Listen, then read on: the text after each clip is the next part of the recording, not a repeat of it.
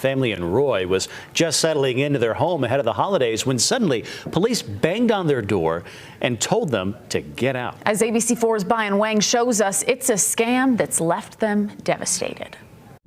The family tells me that they found this home on Facebook Marketplace. They thought it was going to be the absolute perfect home for their big family. Unfortunately, it was all just one big scam.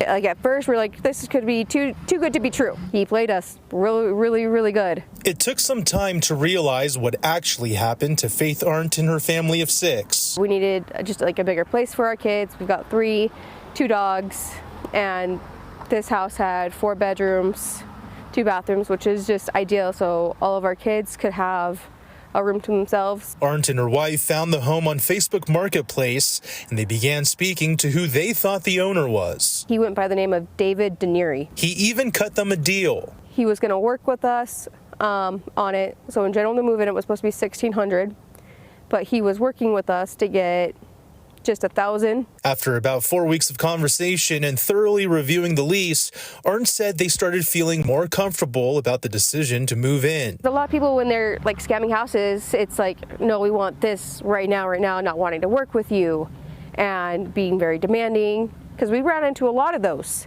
where it was like, no, you have to do this. Here's 3 different websites that you have to do a credit check on.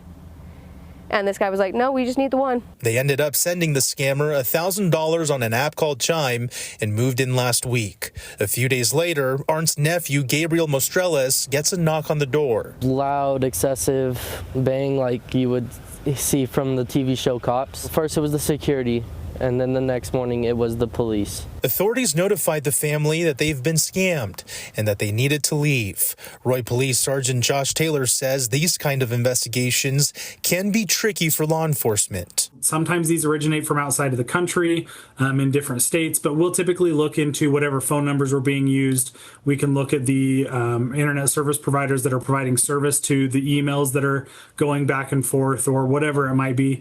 Sometimes they are very difficult to track down, though. Unfortunately for Arndt and her family, Christmas isn't going to be exactly how they envisioned it. We're living in Utah. We don't have a choice.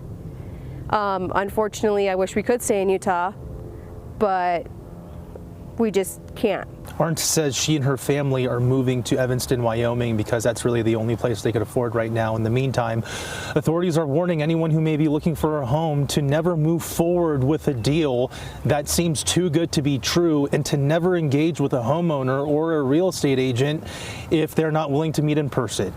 In Roy, I'm Brian Wang, ABC4 News.